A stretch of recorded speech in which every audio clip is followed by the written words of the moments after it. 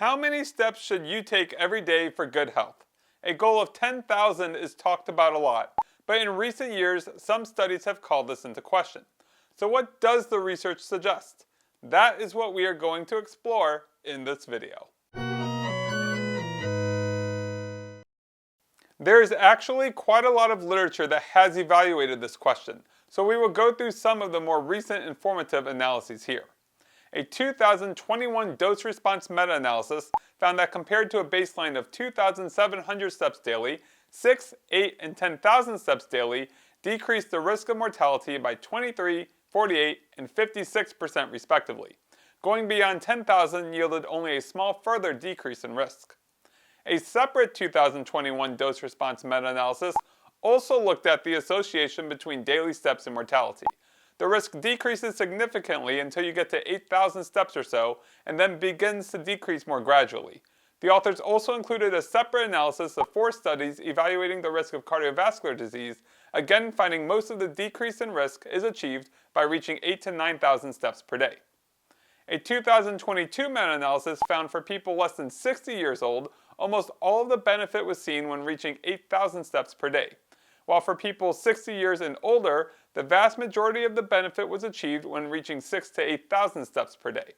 The authors hypothesized that older individuals may get the same benefits with fewer steps due to the greater amount of physical exertion needed for walking as we age. This same author group subsequently published an analysis looking at the association of steps per day with developing cardiovascular disease, finding for people aged 60 years and older, walking 6,000 to 9,000 steps per day compared to a baseline of 2,000 steps per day decreased the risk of cardiovascular disease by 40 to 50%. No benefits were seen for younger individuals, potentially due to relatively few events occurring in this age group. While these larger analyses have looked at mortality and cardiovascular disease, individual studies have looked at other health outcomes as well. One study, including more than 6,000 people, found that reaching at least 8,000 to 9,000 steps per day associated with decreased risks of diabetes, high blood pressure, heartburn, depression, obesity, and sleep apnea, with greater risk reductions with higher step counts for some of these diseases. One study, including almost 8,000 people, examined sarcopenia, defined by having low muscle mass and low strength levels, and found increasing step counts associated with a decreased risk of developing sarcopenia until a plateau was reached at around 8,000 steps per day. A different study included more than 78,000 people and found walking up to 8,000 steps daily substantially decreased the risk of developing dementia. The authors stated the increased risk with higher numbers of steps near the end likely reflects the sparse data in this higher step range.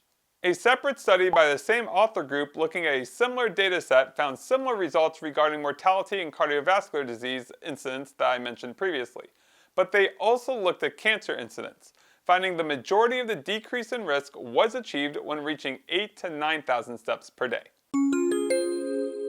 Another consideration is how accurately you are able to track your step count, since most people are not going to keep track in their head all day long. 2 studies are informative for this, with one finding that while ankle monitors were typically accurate to within 5%, wrist, hip, and thigh monitors were typically off by 20 to 30%.